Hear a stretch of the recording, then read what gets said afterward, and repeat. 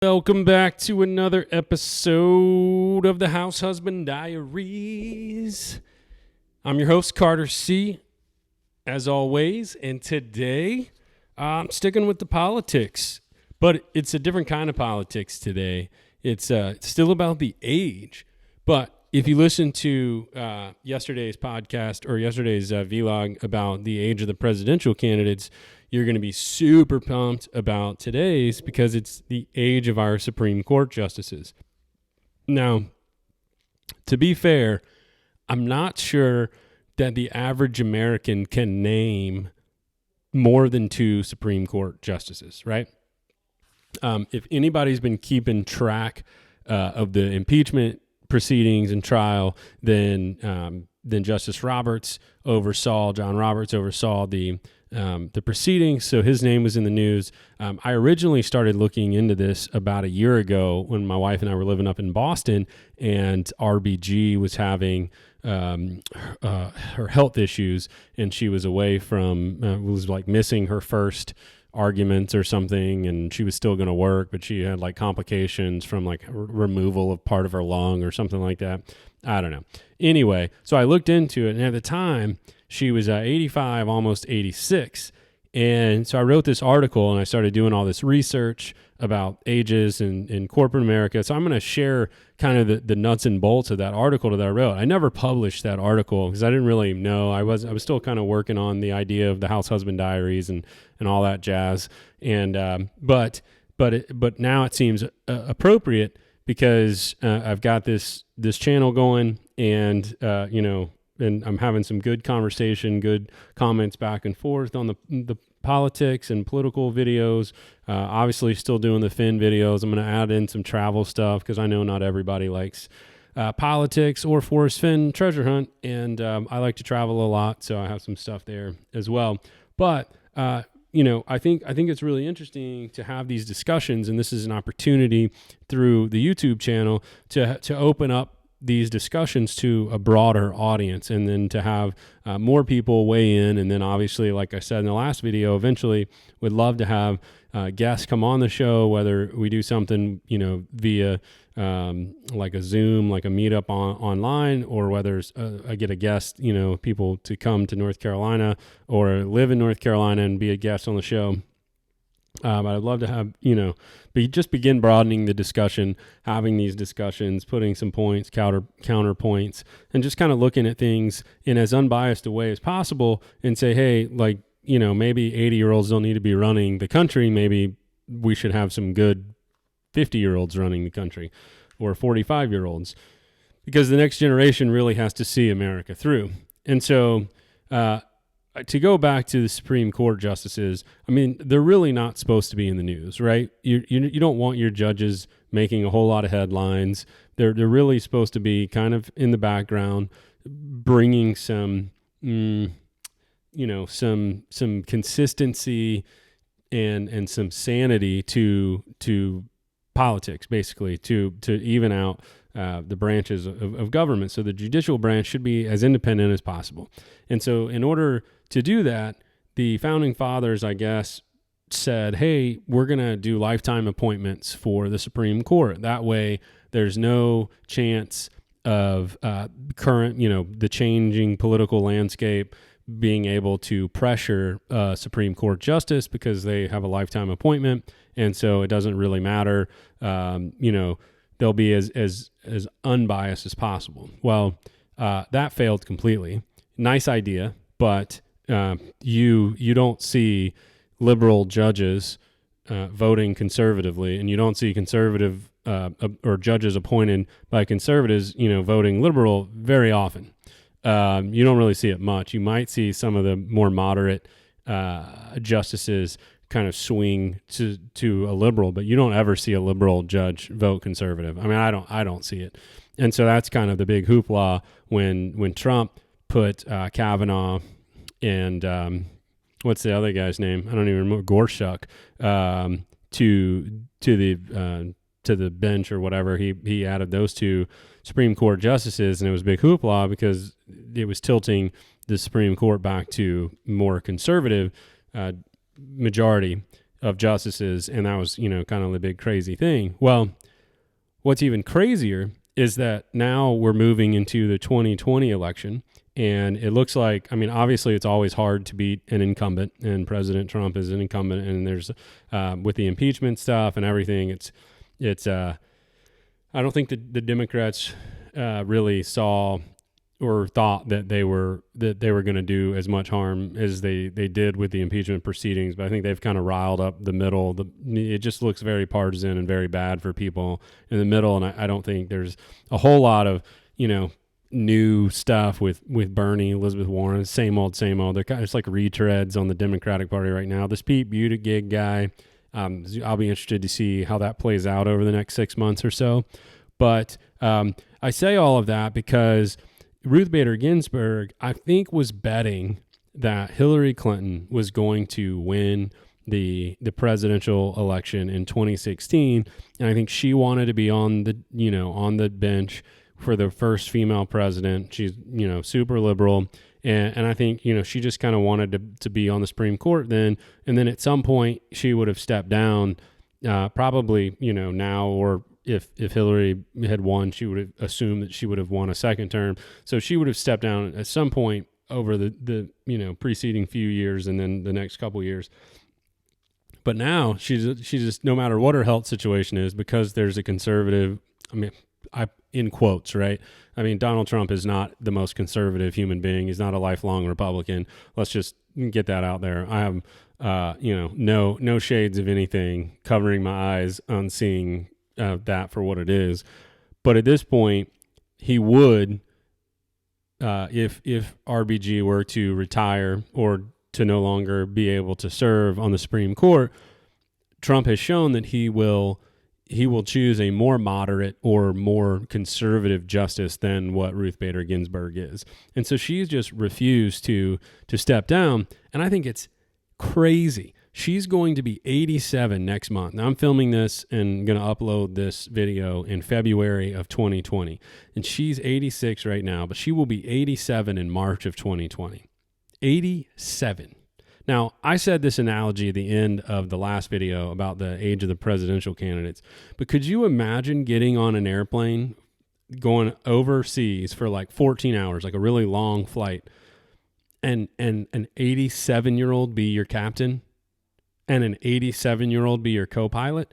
Heck no. You wouldn't get on that plane. You wouldn't put your life in the hands of two 87-year-olds flying a big old plane for 14 plus hours. They don't have the stamina that a 45 or 55-year-old has. You just don't. Look, I'm almost 40. I don't have the stamina I did when I was 20 years old, and all I did was go to school and work out and play basketball and whatever. Let's be honest. There are dozens of judges across the nation who are just as smart, if not smarter, and a heck of a lot quicker than Ruth Bader Ginsburg at this point. And I mean, intellectually, there's just no way you just physically cannot do at 87 what you can do at 57 or at 47, period. There's just no if, and, ors, nors, or buts about it. You're not giving your keys to an 87-year-old grandparent or great-grandparent and saying, hey, drive me around because you have the best driving record of all of us because you're just so safe. And no, 87-year-olds shouldn't be allowed to drive. You should have to take a driver's test if you're 87 to keep your license. I don't know any 87-year-old with a driver's license. Are you kidding me? And you're one of the 9 people making decisions for a country of 330 million people or something? That's crazy. I know I can't be the only one here that thinks the age 87 is just way too old. So I'm going to give you some numbers here. I'm going to get off the rant. The World Health Organization put out, now I took all these numbers. I didn't go research them again. I researched them last year for the article. I think it was like 2015 numbers. They were updated in 2016, and that was the latest numbers that they had. They've probably updated them 1 year, but I didn't go back and research that. So the WHO's average lifespan for U.S. women, right? U.S. women average 81.6 years old. 81.6. Ruth Bader Ginsburg is more than 5 years older than that average right now. Average lifespan of a woman in the U.S. U.S. men average lifespan 76.9 years old. Now, there's another Supreme Court justice who you probably don't know, Stephen Breyer. I'm not sure how you pronounce it. I didn't, like I said, I didn't even know he was a Supreme Court justice, so I was looking all this up. He's 81. Yeah. He's also 4+ years older than the average lifespan of a U.S. male. Let that sink in. 2 of the 9 Supreme Court justices are over 80 years old. What? Could you imagine? Like, nobody anywhere has 2 80-year-olds making decisions for anything. Period. That just doesn't happen.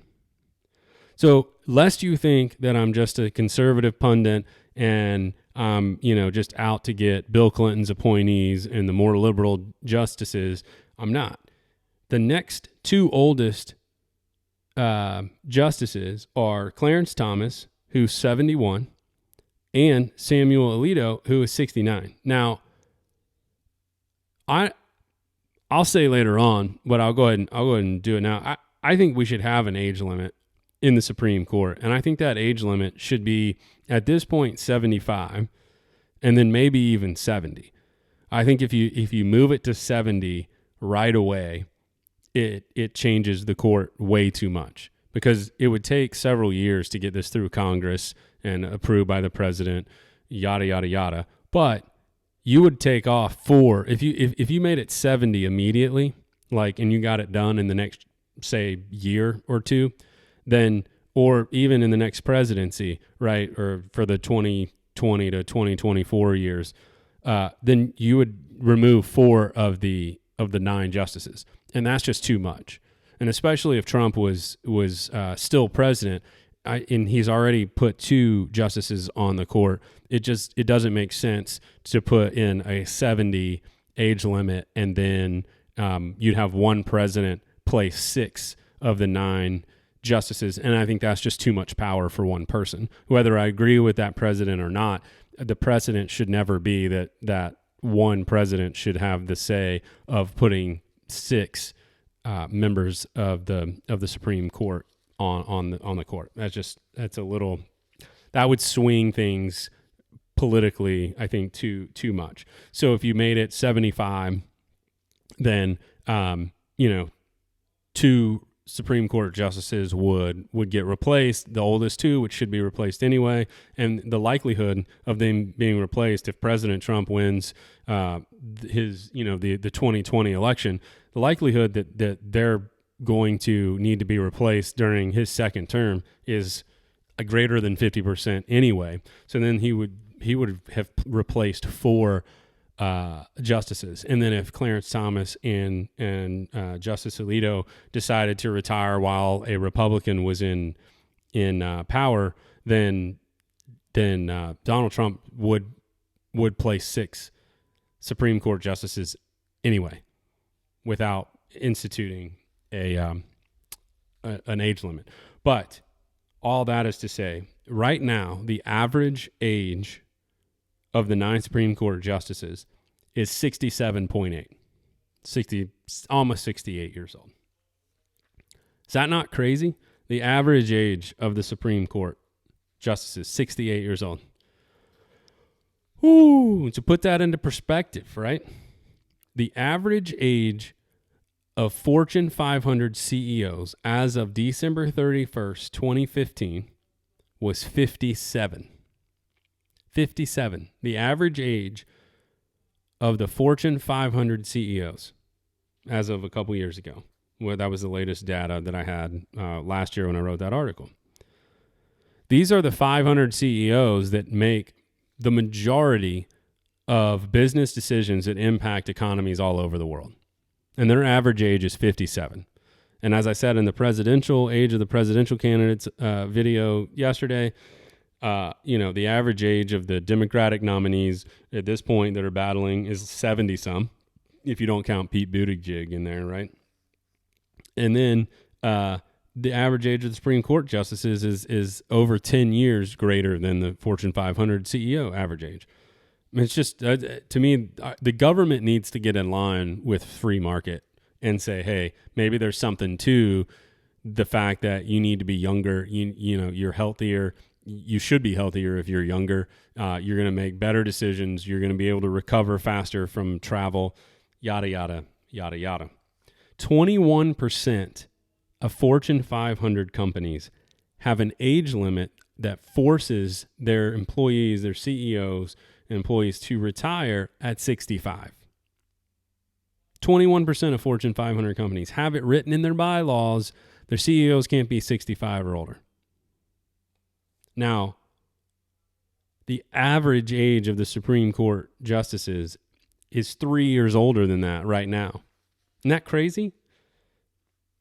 The FBI has a mandatory retirement with a certain number of years served of 57. Yeah. Some cases, the FBI lets you work till you're 60. And in rare cases, the FBI will let someone stay on until they're 65. But then it's mandatory retirement. The FBI, the top crime-fighting organization in America, forces retirement at 57, and only rarely do they let people work till 65. So what about the average U.S. worker? Glad you asked.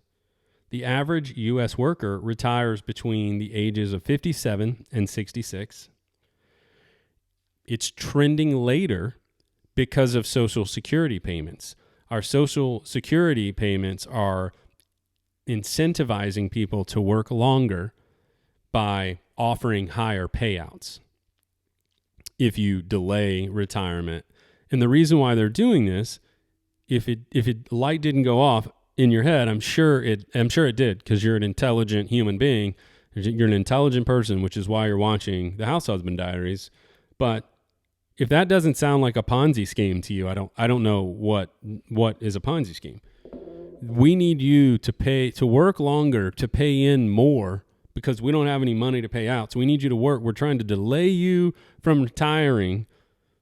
And the only way to do that is we're going to pay you more, but we don't even have the money to pay the people now. This is why we need you to work, so that we don't pay you as well. But then we'll just give you more, because if you just retired now, the whole Social Security would just flip. We wouldn't be able to pay for it.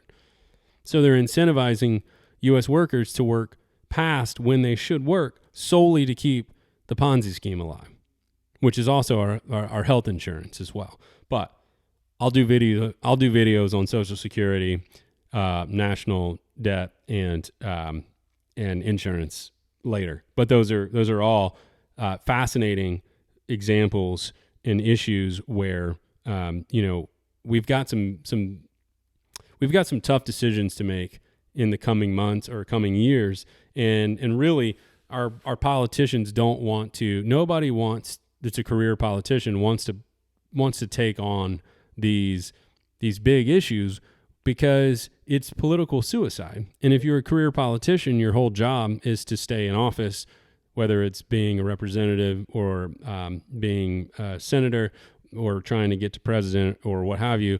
There's just no incentive for our politicians to take on the big cases that are not going to be fun. They're not going to be, they're going to make a lot of people mad, but sometimes you have to make a lot of people mad when you make the right decision. But anyway, enough of that. We'll do that. We'll cover that in another video. So why might the Supreme Court justices not be retiring? They're way older than the rest of America, Fortune 500 CEOs. I looked at Supreme Court justices' salaries. Maybe they don't make a whole lot. Maybe they need to make more money, so they're staying on retirement benefits, something like that. The average salary, not the average salary, the salary to be a Supreme Court justice, not the main. What do they call that? The main judge? I don't remember. I looked it up, but it didn't really bother me. $255,300 salary for life. Every year you get $255,000 for life, with a few years of service and age limits. So once you hit 70 and you've spent X number of years, I don't know if it's like 15 years or something on the Supreme Court, you get $255,000 a year. Every year you're alive. You can retire and still make $255,000 a year doing nothing.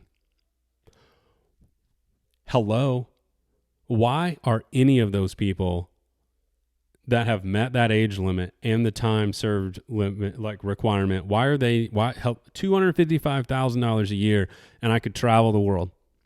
I could sit on a Caribbean island sipping Mai Tais or whatever. I don't even know if I like Mai Tais. I don't even know if I've ever had a Mai Tai. I don't care. That's what the saying is, right? I'd be sitting with my toes in the sand, sipping fruity drinks on an island somewhere, right? Not wearing a black dress. I just don't see why anybody wouldn't retire. You could pick up a new hobby. You're 70 plus years old. Enjoy life. Why are you on the Supreme Court? I mean, I guess it's because they really love what they do. Or maybe they get kickbacks or something and they're in a position of power and it's just something under the table that we don't know. We don't like to think about that. But really, I mean, we pay them $255,000 a year. And by we, I mean our tax dollars. Seems like they should just move along. So the other thing I mentioned earlier is just it's got to be partisanship, right? Where if a justice was appointed by a Democratic or liberal president, and there's a conservative or Republican in office and president, then they don't want to retire because they want to wait until a Democrat wins. Which is why I think it's so interesting that the two 80-year-olds on the court didn't retire during Obama's last term. I guess they just assumed that Hillary Clinton was going to win and they would have 8 more years to serve under a liberal president, and then they would just retire at some point during the 8 years that Hillary would have been president. But she didn't, so I guess that just kind of ruined their plan. So the other thing I want to say is what I would do other than put in an age limit, and I would have to step it down. I mean, it would be like 75 now because I don't want to make too many changes too quickly, and then 70, in maybe 10 years or something. But you need to figure that out. But I also think maybe just put 16-year terms on service. That way, if you appoint somebody who in their 50s, early 50s is a fine age. They've served a long time doing other stuff. Your early 50s, 16 years is two full 2-term presidential terms, whatever. So you've got 2 8-year presidents, 16 years, and you obviously wouldn't be appointed right when the president was appointed or when he was inaugurated. You'd be sometime in that first president's term of service. So then your 16 years would probably go into a third president, at least a third president, if not a fourth president's term. So I think a 16-year term limit as a Supreme Court justice would get away from the supposed lifetime, the potential for the partisanship to seep in because you've served longer than any one president could serve in any two presidents. So even if it was a president and a vice president of the same group, you'd still outserve that same ticket, I guess is what you would call it. But all that's to say, we know that the nonpartisanship isn't really there. You're either a conservative-leaning judge when you get put on the court, or you're a more liberal-leaning judge when you get put on the court, and that's just par for the course. And you know that. So I think all of that is to say, I just wanted to put it out there, start the conversation that it's crazy how old the Supreme Court justices are. The average age is way beyond the average age of Fortune 500 CEOs and the average U.S. worker. And I just think it's something to put out there, see what you think. I'd love to hear your comments. If y'all knew this, if you were aware of it, if you don't care, let me know. Like, subscribe, do all that jazz. Tell me stuff you want to hear about, anything I can research or any thoughts. It'd be great to, just keep building and just keep having the conversation moving forward. So thanks so much for watching this episode of the House Husband Diaries. Until tomorrow, have a great day.